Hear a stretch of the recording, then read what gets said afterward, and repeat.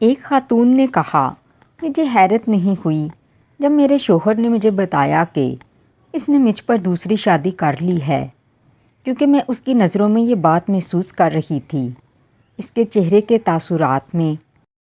اور جب سے وہ لڑکی اس سے ملی، اس کے مجھ سے بات کرنے کے انداز میں تبدیلی آئی، بلکہ میں تو وہ دن بھی جانتی ہوں جب وہ اس لڑکی سے پہلی بار ملا تھا۔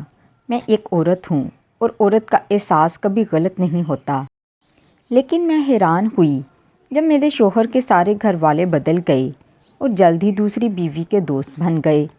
صرف 2 مہینوں میں میرے شوہر کے بھائی کی بیوی، جسے میں اپنی سب سے اچھی دوست سمجھتی تھی، اس نے بھی اسے دعوت پر بلایا۔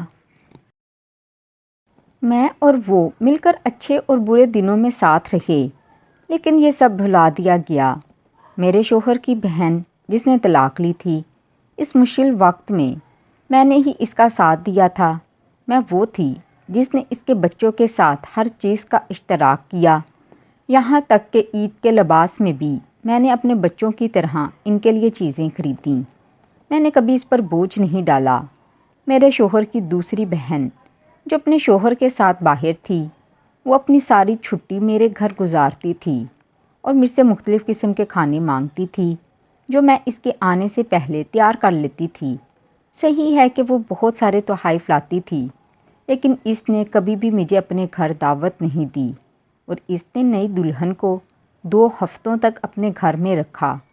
اتنی جلدی سب نے اس نئی کو اپنانا شروع کر دیا۔ میں جو 20 سال سے ان کے ساتھ تھی، میں نے سب کے لیے بھلائی کی اور کبھی کسی کو نقصان نہیں پہنچایا۔ صرف ایک ہی تھا جس نے اسے ہاتھ نہیں ملایا اور اس سے بات نہیں کی۔ ایسا مجھے بتایا گیا، وہ سب سے چھوٹا تھا اور اس نے اپنی بیوی کو بھی اسے دعوت دینے کی اجازت نہیں دی۔ میں نے اسے ہمیشہ ایک چھوٹے بھائی کی طرح رکھا تھا، کیونکہ مردانگی اور سچی نیت کا مظاہرہ معلوم نہیں کہ آپ کو کس سے ملے گا۔ حقیقت تو یہ ہے کہ لوگ دھات کی طرح ہوتے ہیں، سونے اور تانبے میں بہت فرق ہوتا ہے۔ میں جذباتی بالکل بھی نہیں ہوں۔ اس معاملے میں نہ تو میں چیخی، نہ کسی کو برا بھلا کہا، اور نہ ہی میں نے ان میں سے کسی کو اپنے درد اور غصے کا احساس دلایا۔ میں نے یقینی طور پر پیچھے ہٹنے کا فیصلہ کیا، لیکن سوچ سمجھ کے ساتھ۔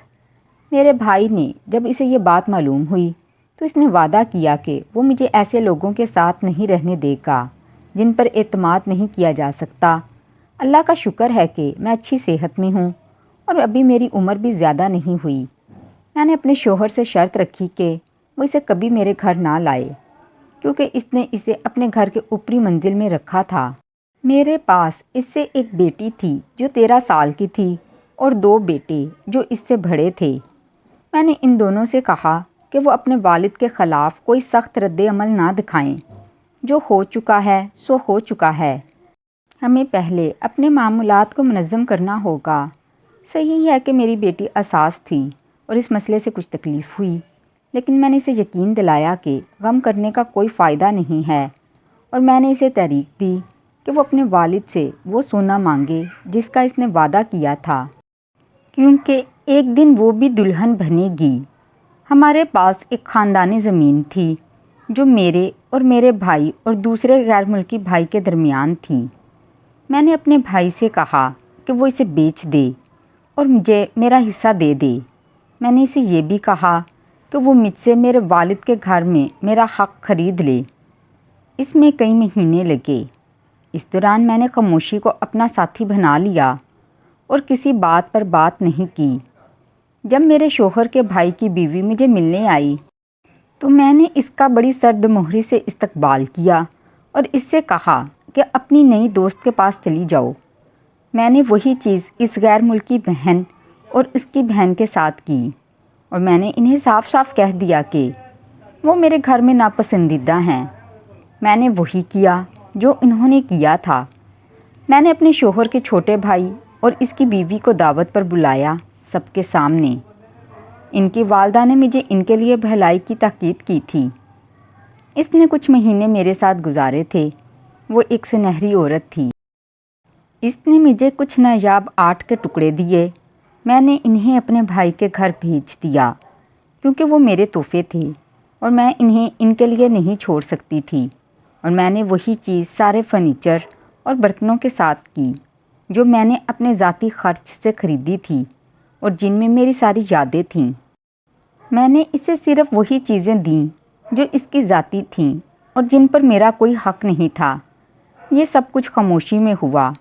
ظاہر ہے کہ وہ ان دنوں میرے اپارٹمنٹ میں آنے سے گریز کرتا رہا۔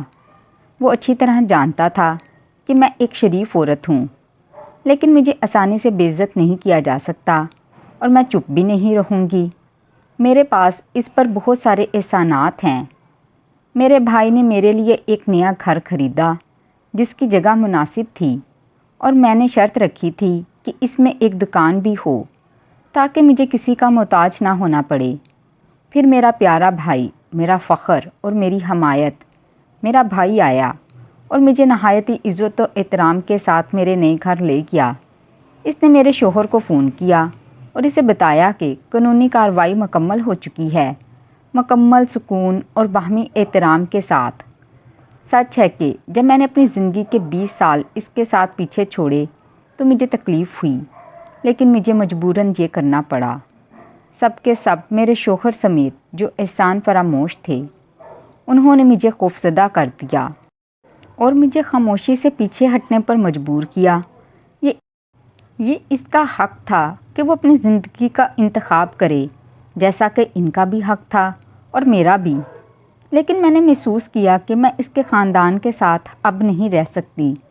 کیا میں نے غلط کیا؟ کمنٹ باکس میں لازمی بتائیے گا۔ تو ناظرین، کیسی لگی آج کی ویڈیو پسند آئی ہو تو ویڈیو کو لائک اور چینل کو سبسکرائب بھی کر دیجیے گا، اور اس کے ساتھ ساتھ بیل آئیکن کا بٹن بھی پریس کر دیں تاکہ میری آئندہ آنے والی ویڈیوز کا نوٹیفیکیشن آپ کو ملتا رہے۔ ملتے ہیں اگلی ویڈیو میں۔ مجھے اپنی دعاؤں میں یاد رکھیے گا۔ اللہ حافظ۔